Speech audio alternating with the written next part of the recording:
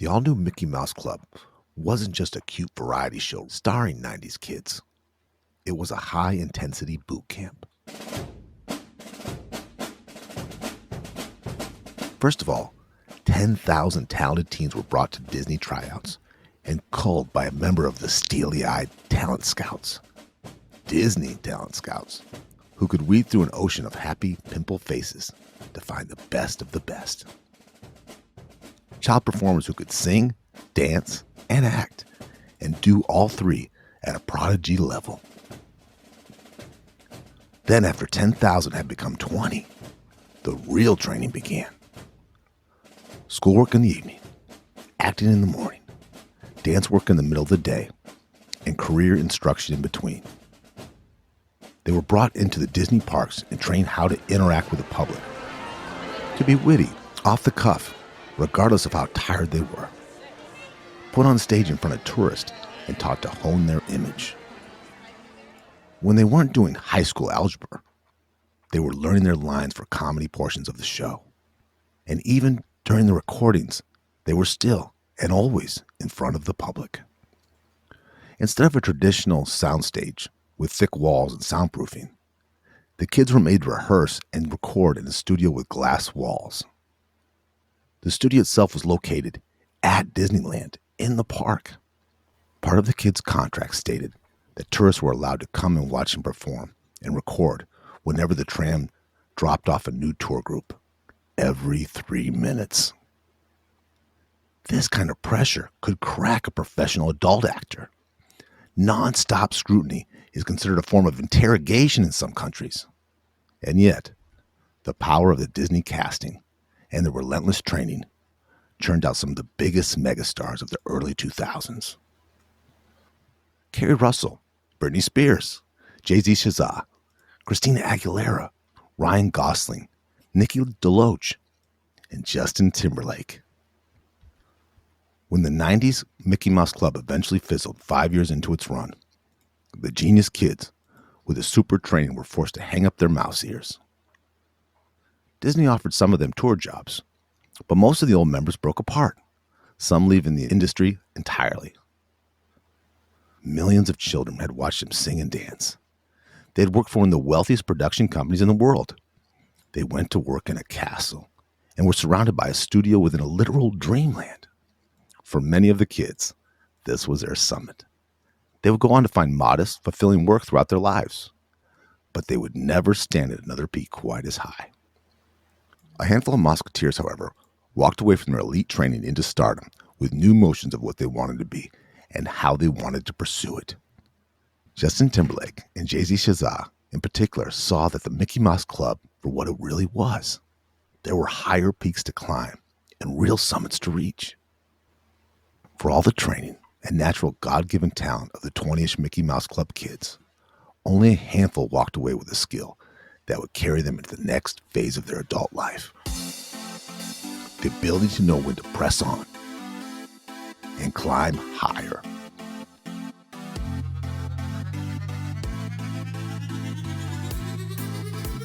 You're listening to The Re-Engineered You. This is a podcast about self-empowerment and all the myths, lies, and misconceptions we tell ourselves. Then we use science and history to bust those myths and re-engineer a better you. I'm your host, Todd Laments, the extrovert. And I'm the writer, researcher, and introvert, Joe Anthony, whose job it is to dig through the outer layer of no duh on the internet. From the outside, false summits can be easy to spot. A high schooler who thinks they're dating the person they're going to marry. A coworker who treats their new promotion as their forever job. A spouse who sets goals that are far lower than their abilities. But when we crest the rise of plant our flag, only discover we've merely reached a rest area. We're totally shocked.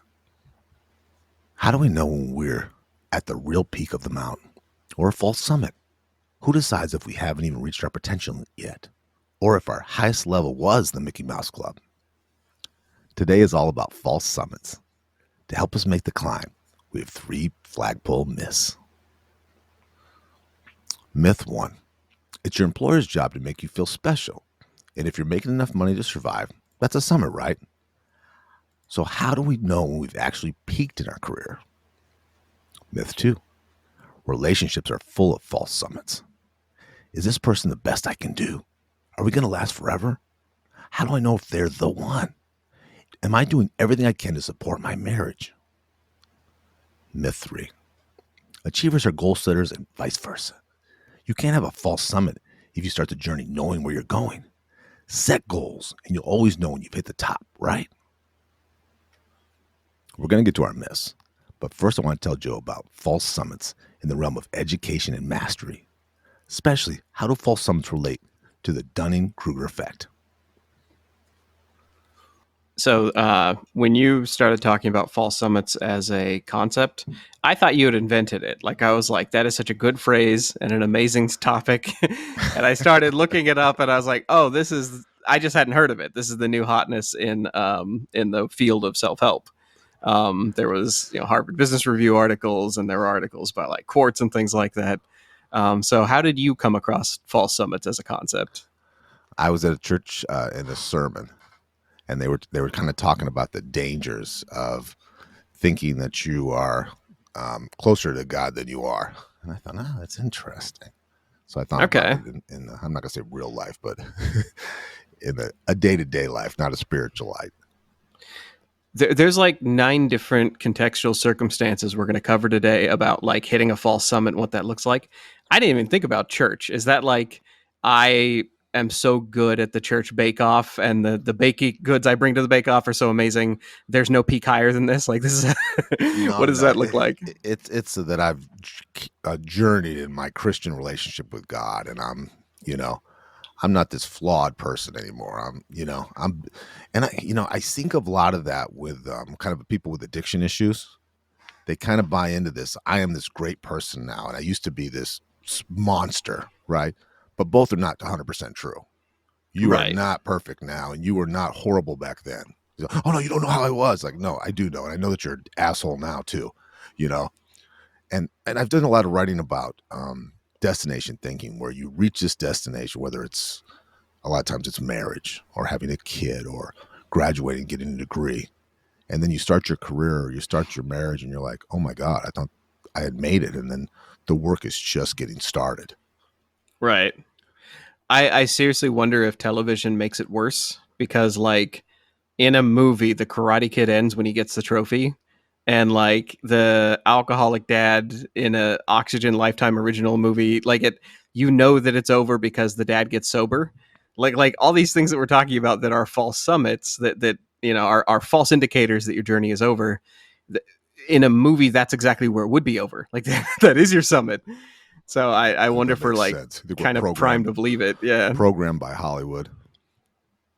You brought up an interesting one while we were preparing for the episode. You brought up mastery, and like we were just kind of comparing notes about false summits before we even began this journey, and you were talking about something we've discussed on the show, which is the Dunning-Kruger effect, and that's the idea of you get started up a new skill. You go to the gym for the first time, and you start seeing impressive gains real quick, and you're like, "Oh man, I'm going to be great at this. I'm already this good."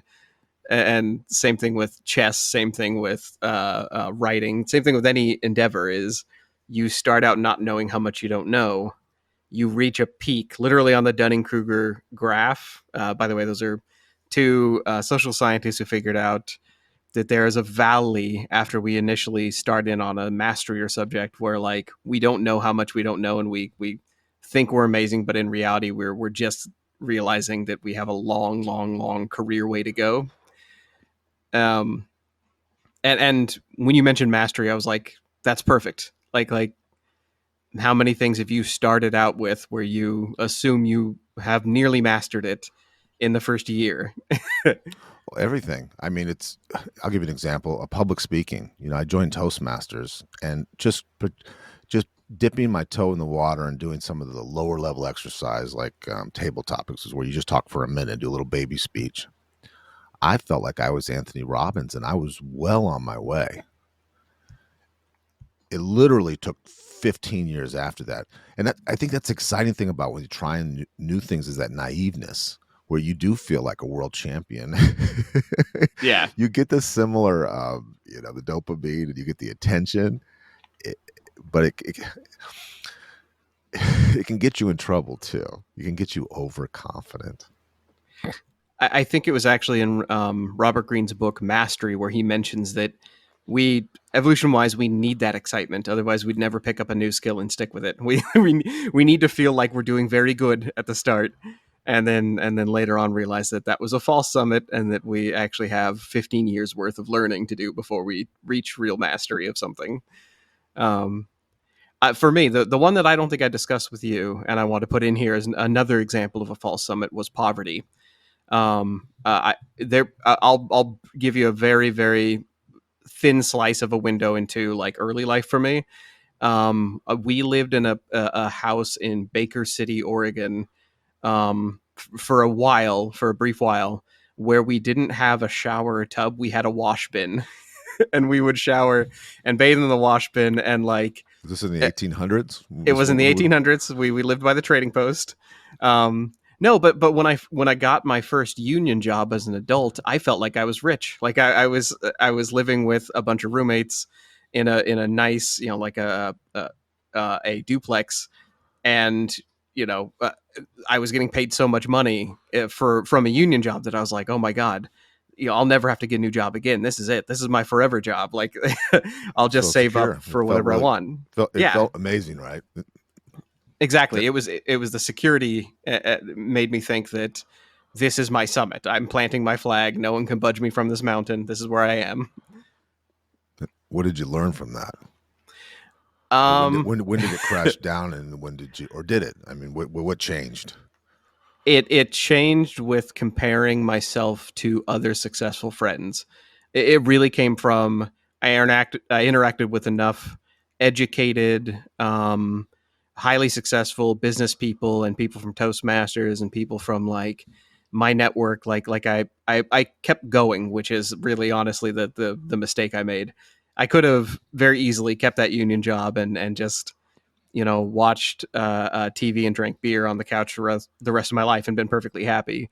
But I kept, you know, going to these places to get educated, and I kept talking to people. And it really is just the comparison. It's seeing what people actually can achieve, and that disabused my notion. I know that feeling. I saw the rest of the mountain. I think that is what the metaphor is really is. You look up and you're like, oh, there is more mountain in front of me I yet to can't help but climb. I can't help but think of when I was a younger man and I was in commission sales, and I would brag about how much money I made, which is, you know, something that people do, and I'm not proud of it, but I was young and I was stupid, right? But now when I look back and I realize who I was bragging to, I was bragging to people who made 10 times more. I mean, really clown ass silly, you know, and arrogant. Let me face it, just incredibly arrogant and unattractive, you know. Oh, that's I did that to my uncle. Like I went up to him and I was like telling him how much I was making with my first union job, and he was a programmer who had just gotten a 5% stake in his programming company, and so I didn't realize how foolish I looked at the time. But I guess that is we're already onto our first myth, which is false summits in careers, and the idea that you can that's one of the very first false summits you'll probably encounter in life. The religion one is a good one. I hadn't really thought about that. But yeah, before you have enough mistakes to like have to recover from sobriety or recover from drinking to have to, you know, fix the person you had become. The first one most people will run into is a false summit in getting out of college or getting out of school, getting a first job, getting an early but successful job, and thinking this is it. Like this is, you know, this is what I built up to, and not realizing how much more there is. Like there's a world of equity and time you have to put in after that. Speaking of careers, we actually had several rounds of discussing what narrative subjects in the media most looked like a false summit. Some of the ones, the examples we had were, I'll give a couple that we considered or I considered. Alan Rickman came to mind, the actor who was the villain in Die Hard, and who was one of the cast of Harry Potter. Like he was the evil looking wizard who taught alchemy. And the reason for him is he looked like he had a really hard fall summit in his life.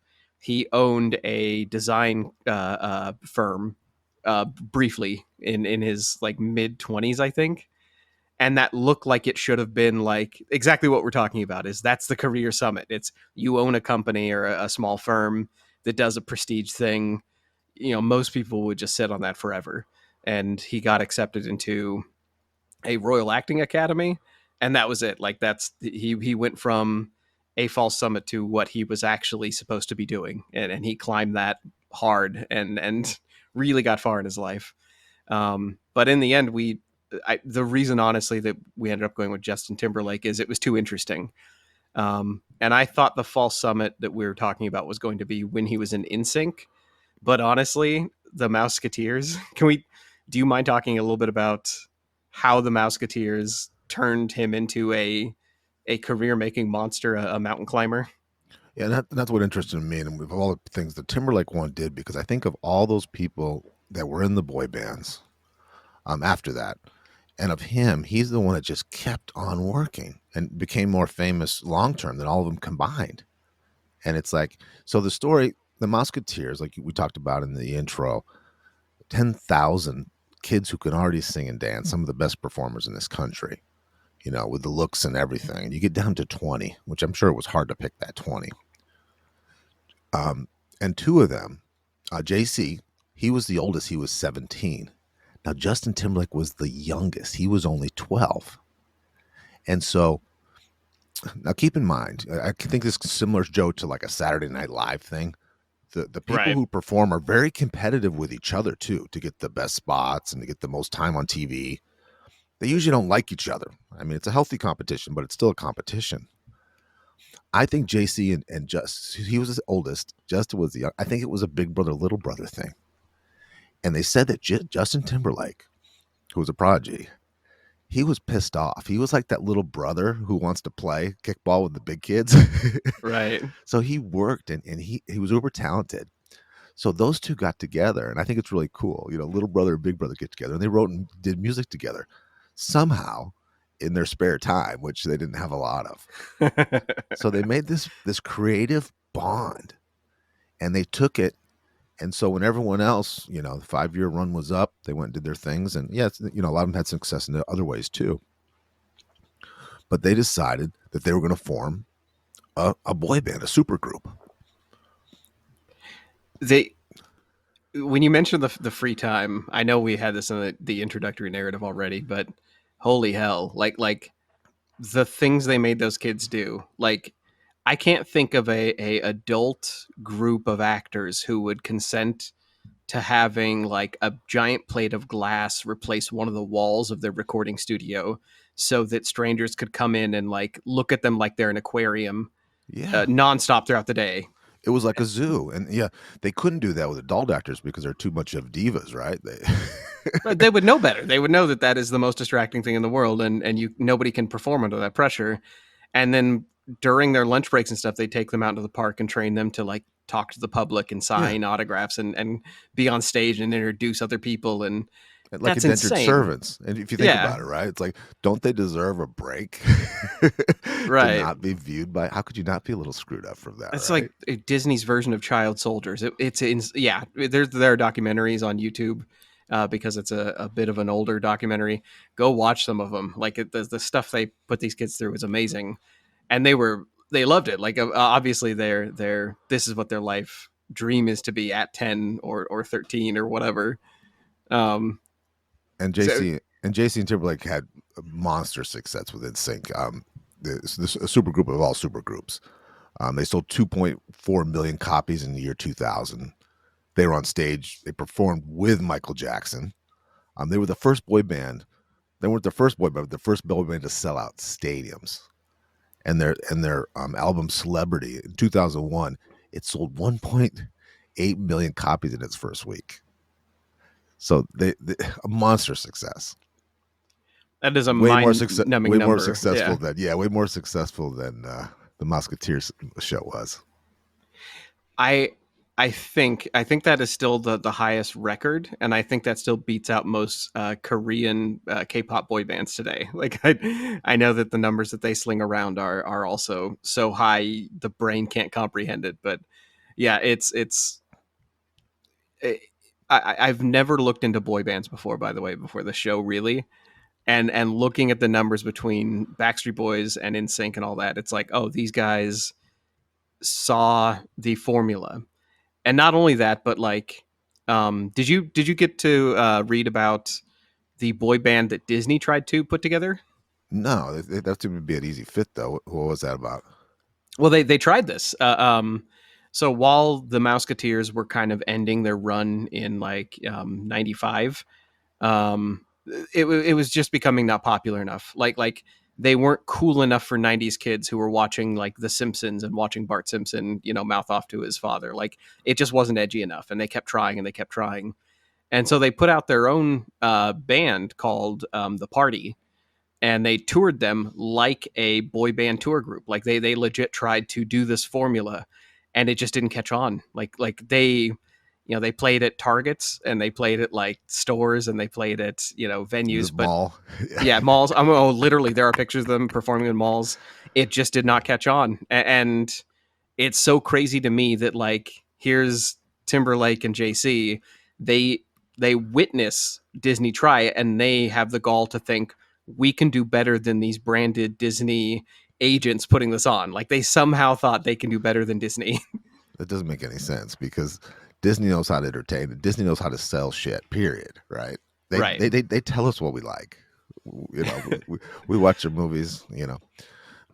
Joe's sensitive to this because he's married into a family of Disney nerds. Right? Is that safe to say? I have to hide when I'm studying Disney stuff so nobody interrupts me. Like I They celebrate all the characters. Winnie the Pooh, Tigger. They celebrate all their birthdays at his house now. there are pictures of me proposing at Disney, and then afterward we are in a Disney restaurant, and like the giant characters in their fur costumes are coming over and like patting my fiance on the back and like looking at the ring and stuff like that. It's crazy. I So didn't know. no, I didn't know that. That's good. I'm here trying to be a serious writer, Todd, and you are getting me Disney subjects to report on. This is a grown man we're talking about in his later 30s. Okay, we're not talking about a 15-year-old here. I'm trying to be a dark, serious writer who drinks themselves to death. Here I am in a Disney family talking about Justin Timberlake, and this is your fault. So, Timberlake, let's get back to Justin Timberlake, please. I never thought I'd say that about the show either. Uh, So they're getting crazy numbers. Why do they ever end that run? Like why? Like InSync this is the if we're talking about false summits, this is the false summit to beat all false summits. I honestly could not find a better example than this uh, anywhere. Like I looked around online. I really tried to find a narrative that didn't involve me reading about boy bands, and honestly, this was the best example. Is they sell whatever amount of million copies you just said, and then they stop, like they quit, and I don't. Why did that happen? I don't. That part I don't have. I mean, do you know that part? The best I could find, and this is really just like I thought they ran their course career-wise. With like all musicians, right? They run their, especially when they're they the take a teenage break. crate. Well, I do know that their numbers were still high when they quit. Like I thought that they maybe had fizzled out or gotten replaced by another band. They were still basically on top. Backstreet Boys never beat their record. Um, there aren't other boy bands that came along and started beating their records. What I could find was very, very interesting. It was one of the members, Lance Bass, started getting into aeronautics. Did you read about that Oh part? yes, and he wanted to be the first singer, dancer, performer to go to space. So he went in course, and this is all true. So Lance Bass decided to not be singing and dancing. Why would you ever leave thousands of women screaming at you? I just don't think that's as good as it gets. I guess. You just have to go to space to top that, right? Right. Talk about comparing yourself to other people, right? Like what's my next move? I've already traveled the world and have people love me and throw their panties at me. So now I want to become an astronaut. So Lance he goes and he trains for 4 months rigorously in Russia's Star City, and so it's a space station program similar to the NASA program we have here. And he was going to be, but it's not a government program like ours is. It is done by a private aviator. So Oh, he so was it's going to like commercially run. commercially run. Sorry, yeah. So his plan was to fly up for an international space station.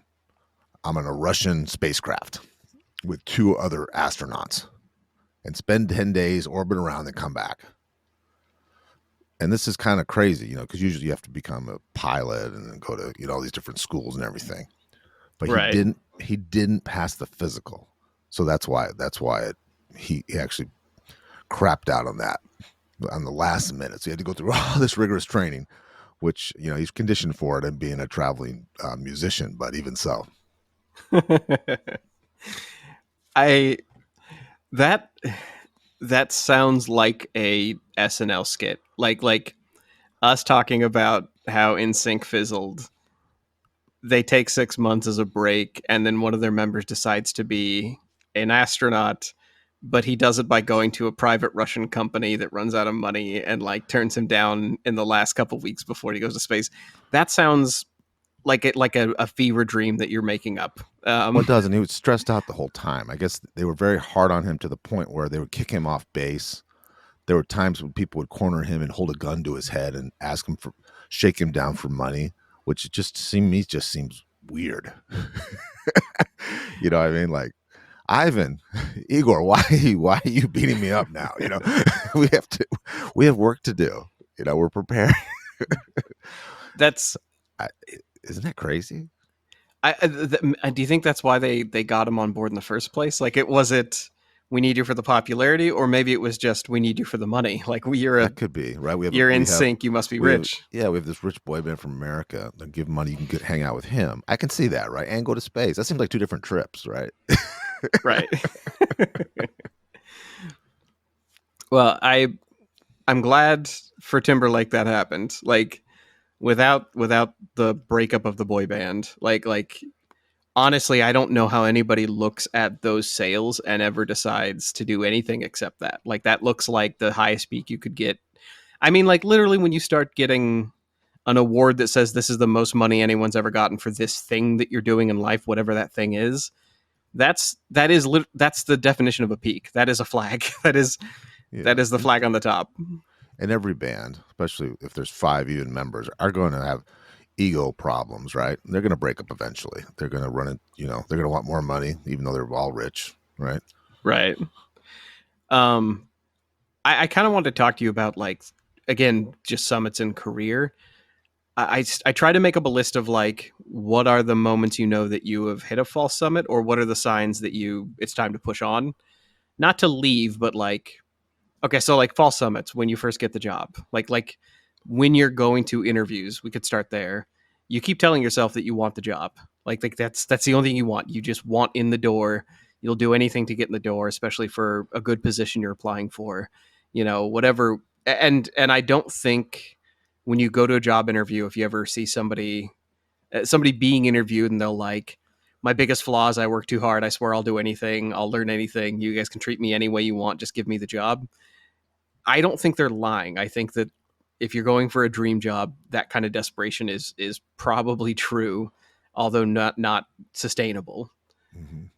And that to me is the first false summit, is when you get an amazing job, and then once you're there, you start thinking about better pay. You start talking to people who make more than you. You But yeah, you start spend you spread that money around, like you buy things that you didn't before. You certainly don't live the way you did. And yes, it is, the people that get jobs are never the ones who are going to do the best job. They interview the best and make the most empty promises. And whatever you get, it's 5 times harder to keep it, right? It's like overtime. Overtime's great until you have to work it. right.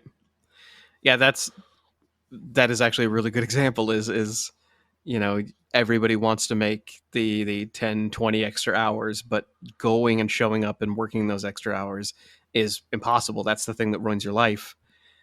And then once you get that better pay, what then? You want a better position. The next summit is you start looking at the positions above you and you say, well, what about the money they make? What about the respect they get? I could probably do that too.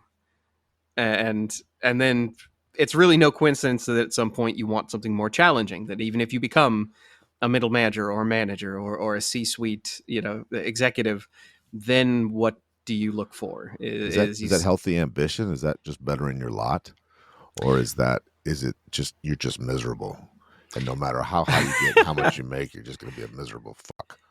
It's predictable. It's we're gonna harken to psychology here, and that is the perfect question to ask. It's about 2 years.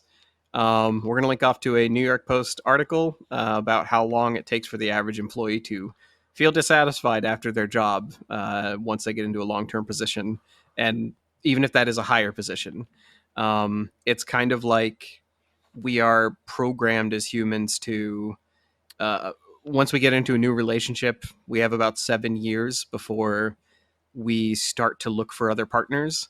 And that's why it's called the 7 year itch, is that's about how long it takes to raise a child to where they're big enough to fend for themselves. Is nature assumes that when you get with somebody new, you're going to raise a child, and they'll you'll raise them to where they are old enough and big enough and strong enough to not immediately be eaten by lions, and then it's time for you to go off and do something new. Same thing with jobs. It's we're kind of programmed to do something for approximately 2 years before we start looking for something new to do.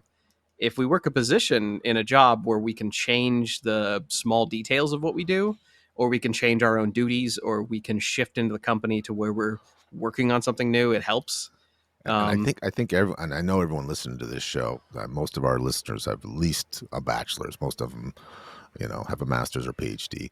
We've all had that thing where we get that job and you just feel, and I want you to think about that time. It's similar to Joe when he got that union job, or me when I got into auto finance.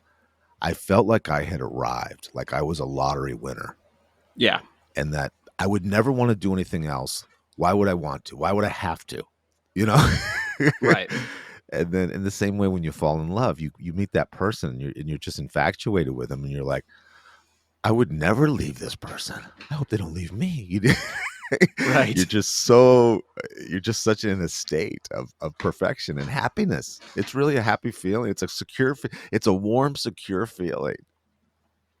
And here Joe is telling us it's not going to last. But we already know that because we've been through this cycle, right? Yes, and I'll also add to it that it can last, but it just depends on how creative of a thinker you are. I think we had an episode long, long ago, or in the pre-hundreds, where we talked about how people who have higher creative scales or higher creative abilities, like testable abilities, their relationships last longer and they do better and report more satisfaction.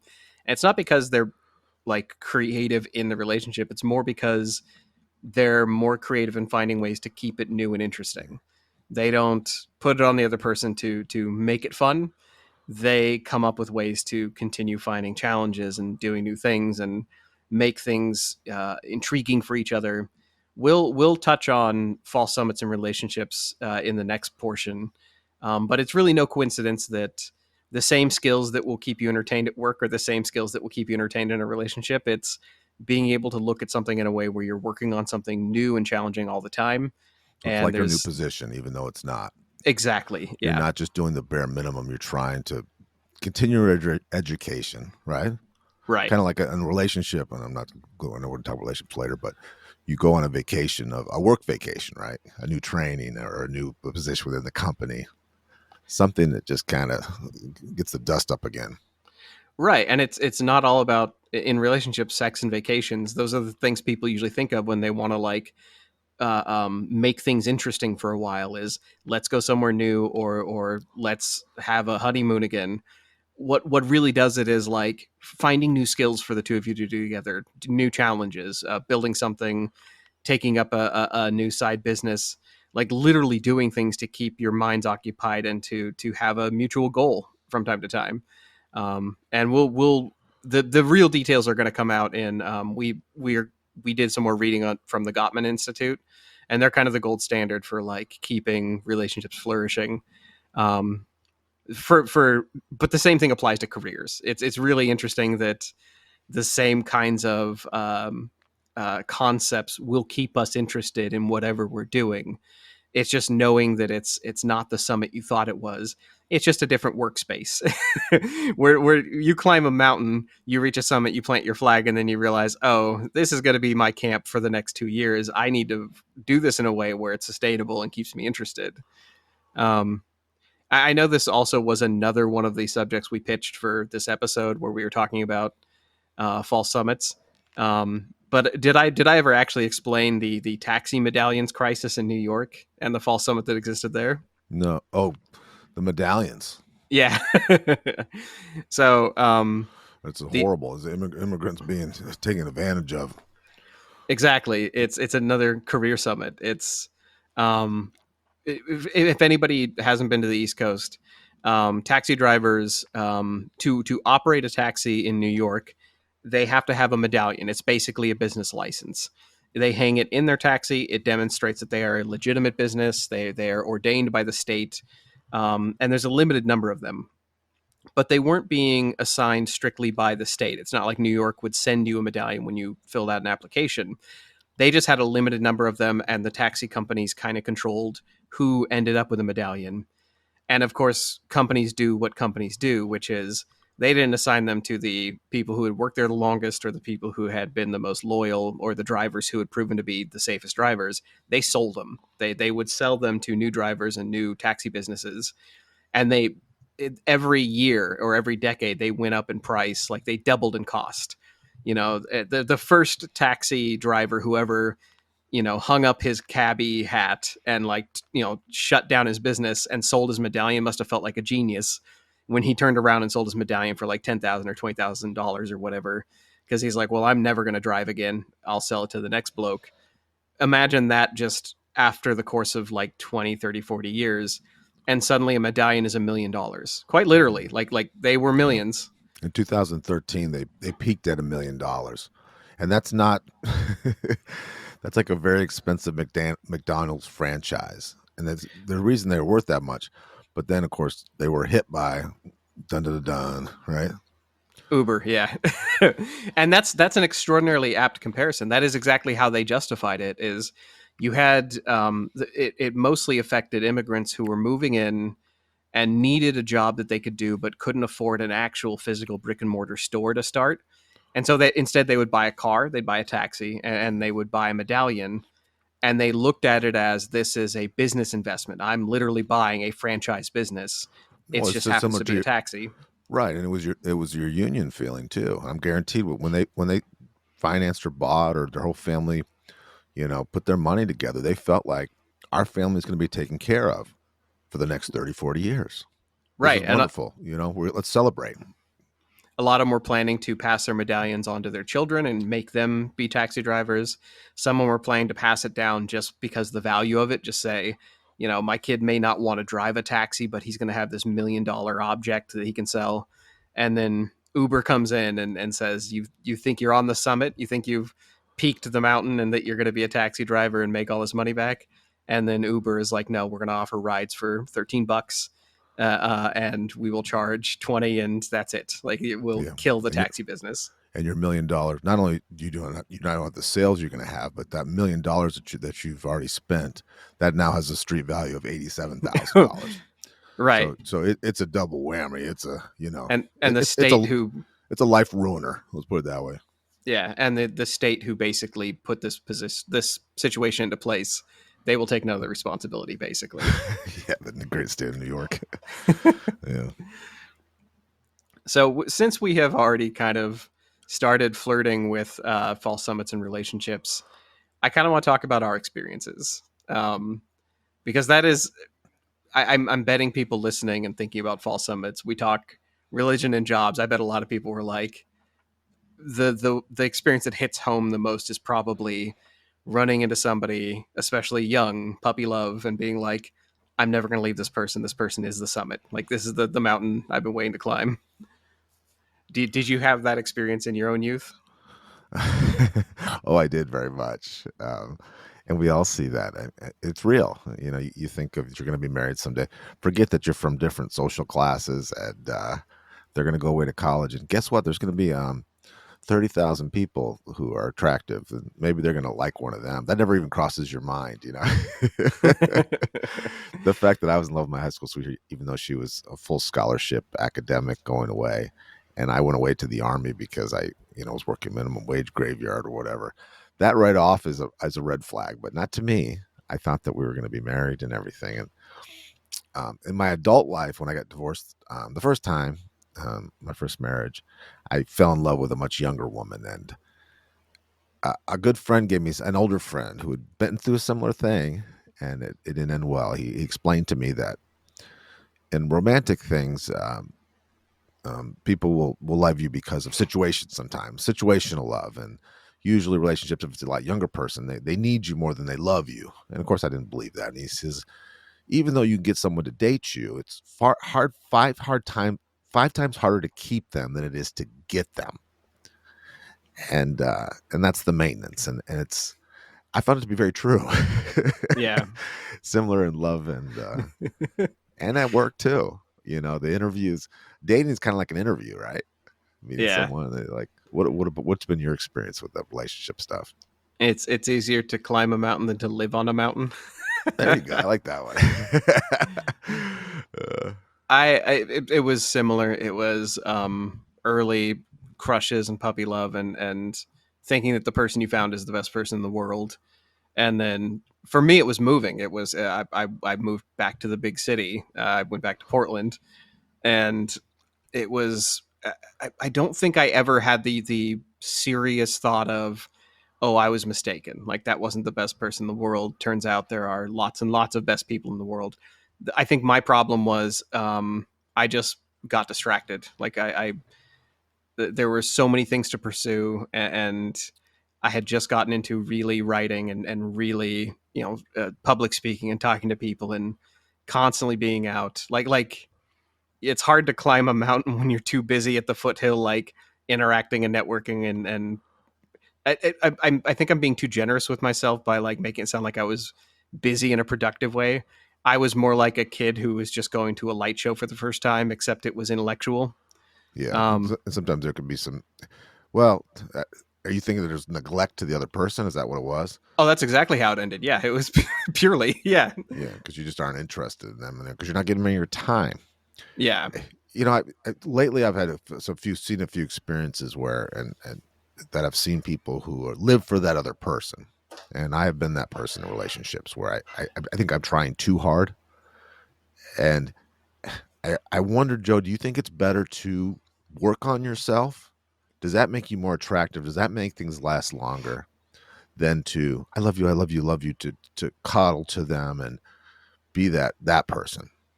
Because I've been both. It seems to be more effective to run the other way and to get interested by doing interesting things and by growing. I will say that by working on my own skills, my own abilities, by getting like licenses and growing a career and working on things, I became more attractive. But I also respected myself more when it came to seeking out others. Like Just I think it's raise your standard, right? right, exactly, and not in a egotistical way. It's really much more of a, you start realizing what you value and you start looking for people with similar values. Like Yes. no longer are you asking, are you a human with a pulse and you're willing to date me? It's, do you have the same similar values? Are you looking for the same things in life? What summits do you want to climb? Because here's my list of mountains I want to climb. Like you start really getting into uh, um, what you need and what you want, and if you are transparent with them, that's something else. As you start learning to be transparent and upfront about, Well, there's not as much time for obfuscation. yeah. Yeah. On value matching too. When I was younger, I used to really like to be attracted to people who were interested in the same things that I was. And now I see attraction for friends, for relation, whatever. I see it as in someone who has passions, period, who's doing something. Like I used to Right. think, oh, that has to be about, sales or it has to be about public speaking. Now, I don't care if it's scrapbooking or anything. when they get good at it, it is very attractive. They become more confident, and I don't believe in confidence by itself, but I do believe in good works. I heard a speech one talking about, Americans especially, we want to feel good as opposed to doing good, and doing good pays rewards a lot longer than just feeling good for the moment and telling, oh, you don't have to judge yourself to others. I think it's good to be creative and be aggressive and try to better yourself for yourself. Right. Early on, your value matches. I refuse to date anyone who doesn't like Guns N' Roses and Pink Floyd. Right. Now my value matches. I refuse Chinese to date food. somebody who doesn't have something going on in their life, and they're working towards something that is interesting and higher and difficult to achieve. So it's yeah, I that is funny. It's less of people are not quite false summits in that way. People are more like climbing partners, and you just have to find the one that is willing to climb with you, which is very very stereotypical to say, but I also kind of wonder if that's why when we talk about Justin Timberlake and his career and that he just didn't stop. There's like a lot of I could not look up anything about his early career and the Mickey Mouse Club without people talking about the romance between him and Britney Spears. That to me looked like a false summit. Like when we talk about people who don't look like they were, I don't know, ready for each other or meant for each other. It just looked like exactly what we're talking about, where they were treating it like it was a destination.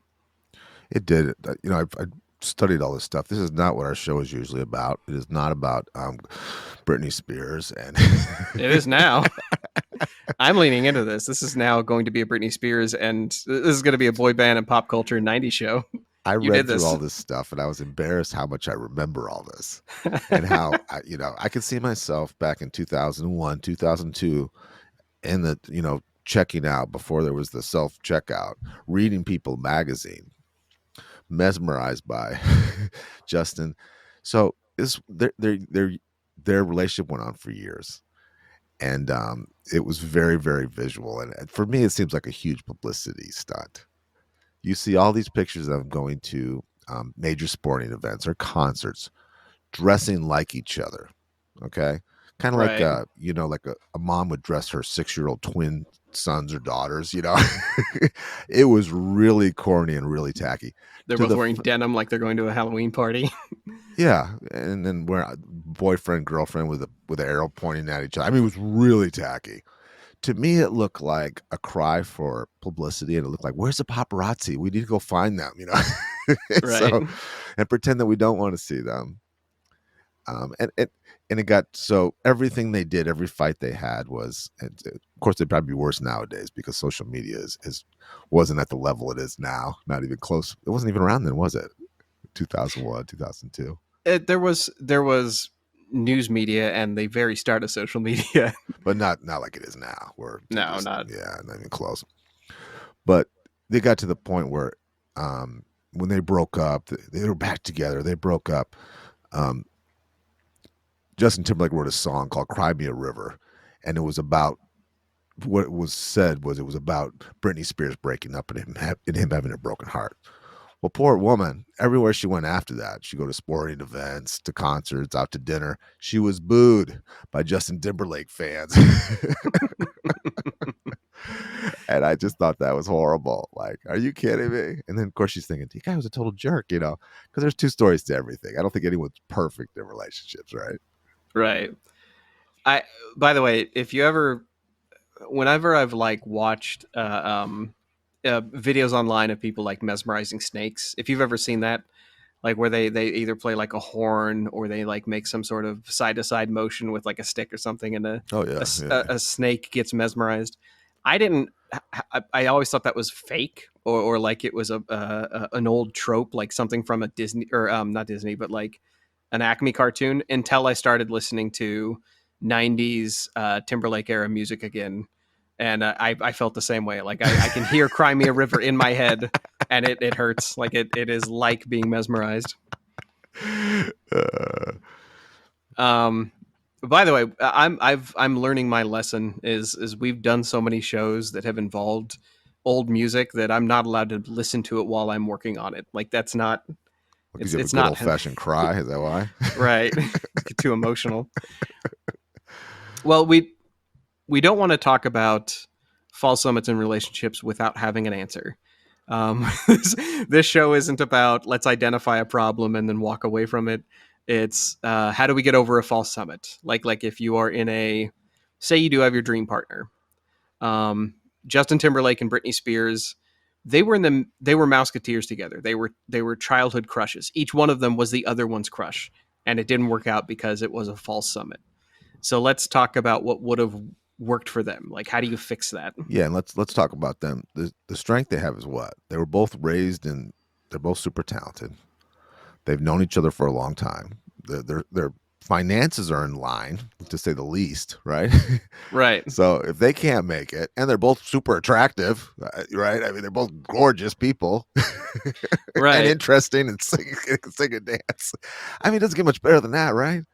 You would think that everything lined up like a puzzle Yeah, piece, and they and have this show's approval, so that's all you really need. Yeah, and then they're supporting each other because they don't need each other's for anything. It's not a situational love, you know. So it's like, yeah, that should if that doesn't work, what chance do us normal people have? right. Well, first off, a false summit oftentimes comes in the form of feeling like you were cheated out of something you were promised. A relationship usually starts to look like it is not the peak because you came into a partnership expecting something, you're not getting it, and you feel like you can start relaxing because the other person broke some unspoken deal. Or you're just complacent out of boredom. Like you have that. It's been 7 years exactly, or you are acting bored because they are acting bored. Whatever the reason is, complacency, according to the Gottman Institute, is one of the killers of a relationship like this. That when you start looking for another peak to climb, that's usually because somebody is getting complacent.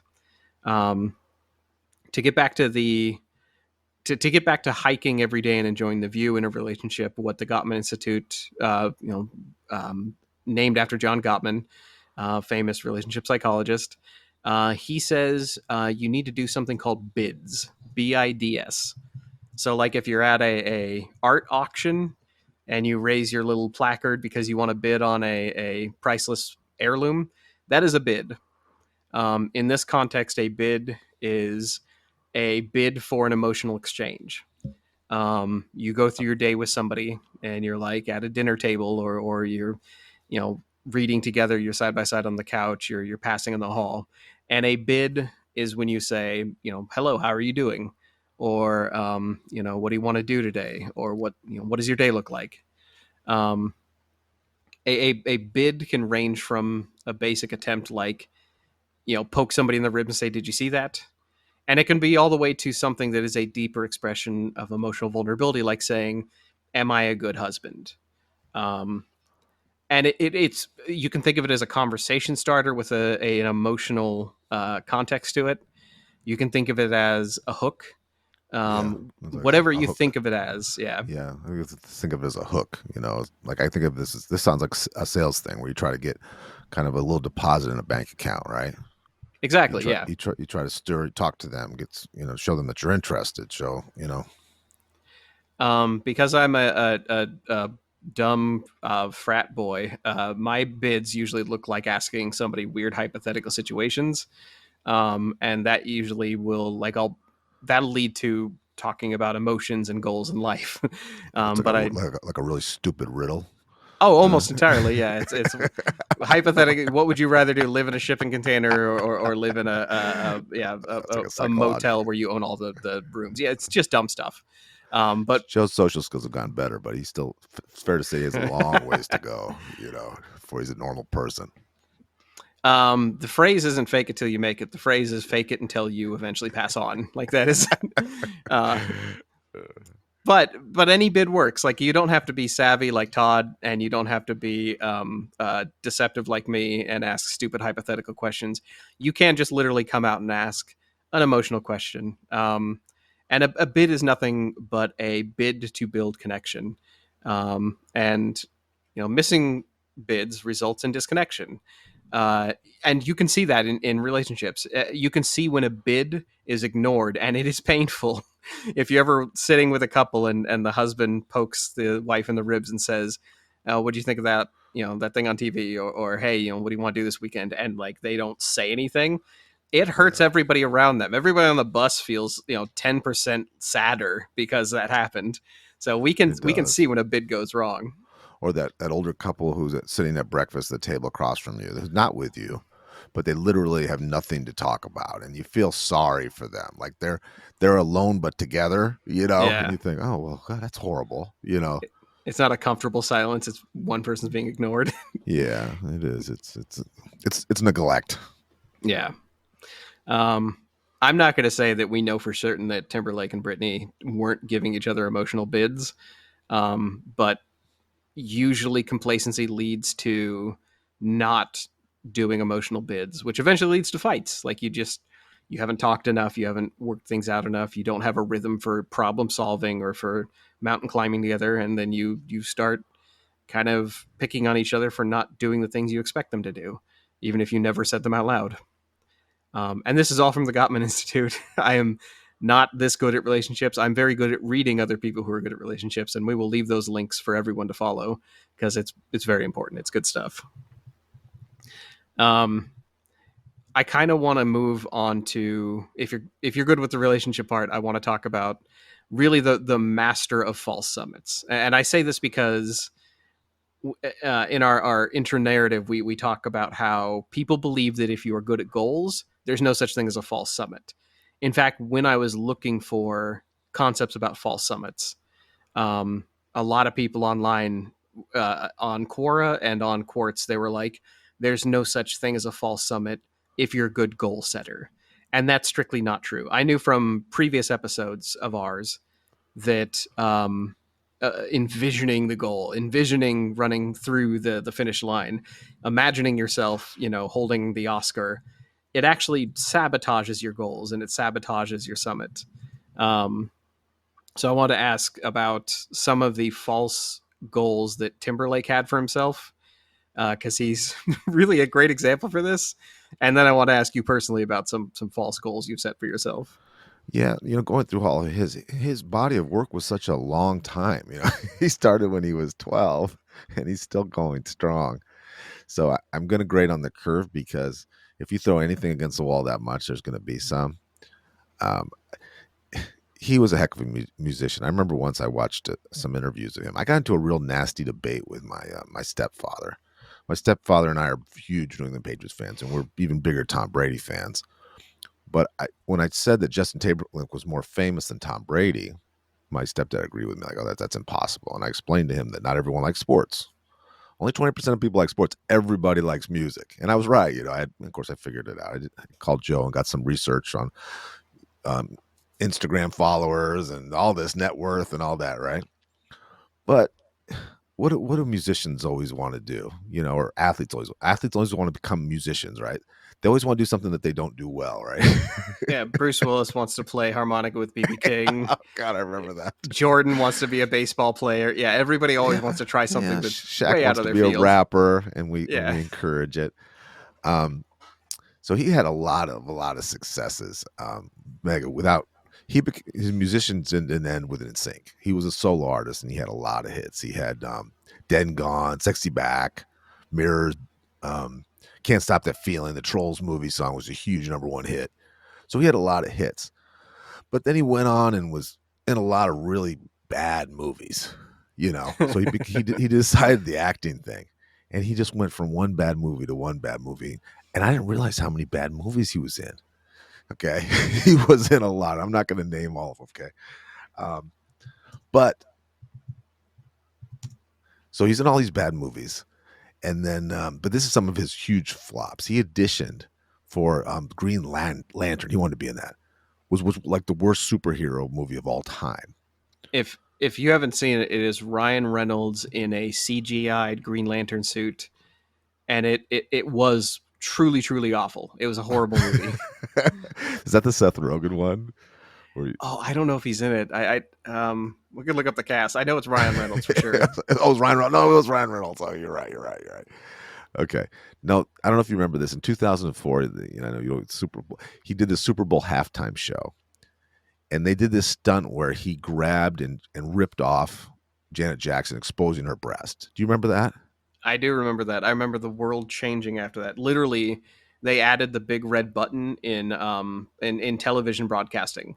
Like because of that, they added every studio had to have a button where if something like if nudity accidentally happened, God forbid somebody showed a boob, somebody had to press a button that would delay 8 seconds worth of film so that like they could go to black air instead. Like they could literally they wanted to show nothing for 8 seconds instead of something like this. It was crazy. That's just how crazy Americans are. Like seeing a woman's breast is that horrible a thing. You know what I mean?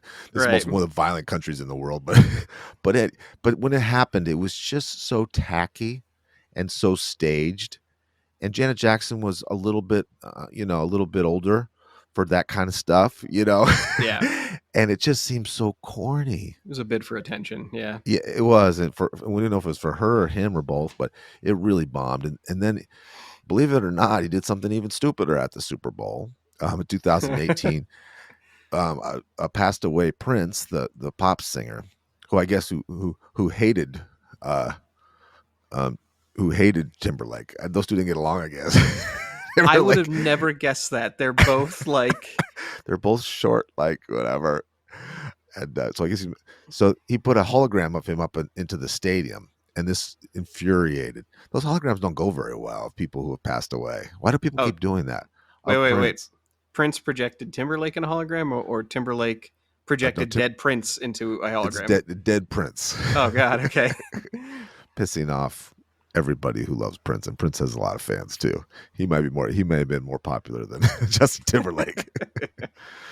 um, I saw an interview of him once, and I remember and it was him, and he was just hanging out. He was playing basketball, and I remember watching him play basketball, and just because I played sports all growing up, and thinking, this guy's good at everything.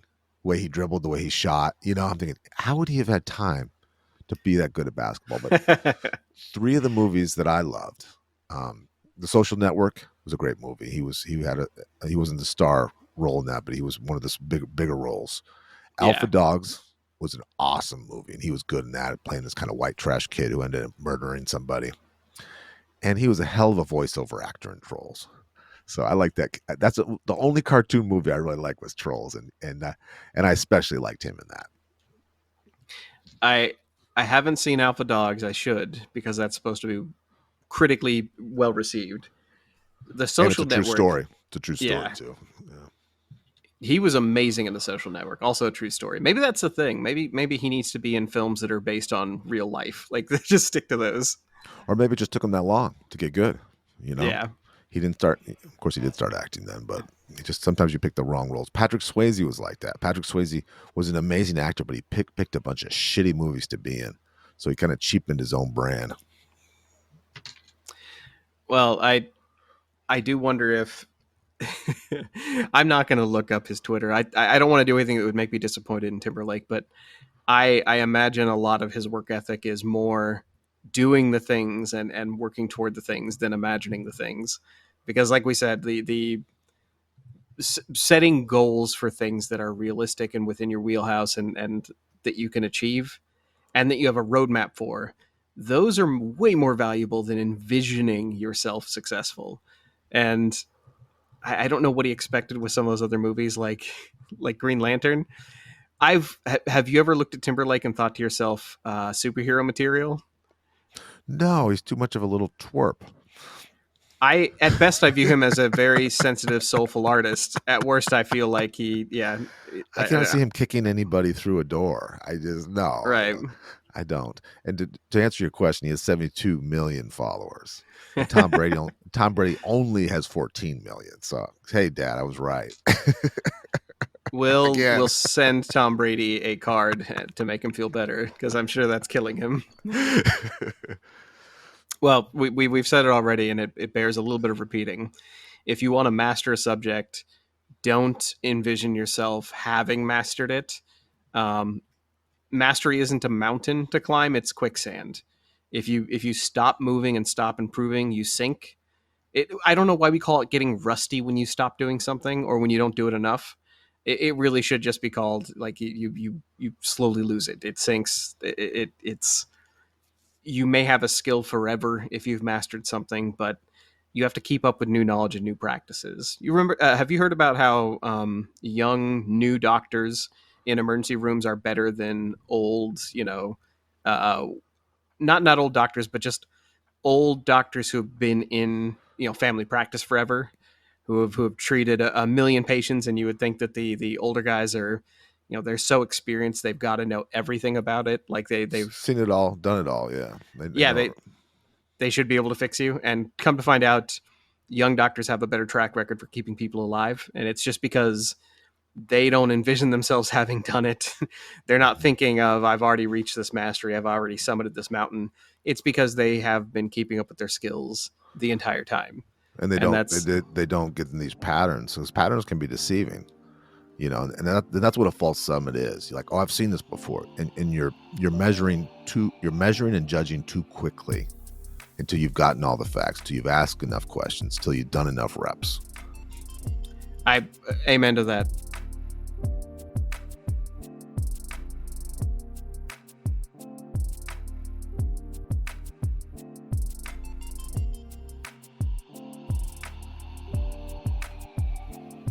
Confidently planting your flag on a false summit is part of the human experience.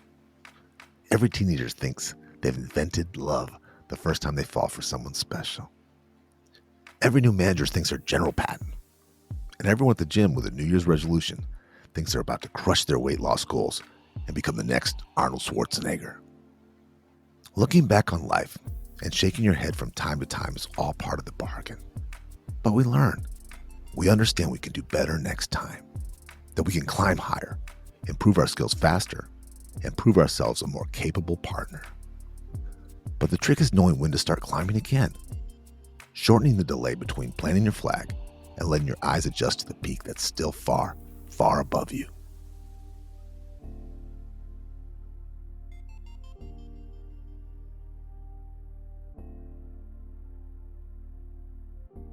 You've been listening to The Re-Engineered You. Thank you so much for listening to the show. You mean the world to us. We have a new episode every week. You can connect with us at www.re-engineeredyou.com. That's where we have research links, show notes, feedback, and blog articles for each of our episodes. We're not experts in anything, but we've got an opinion on everything.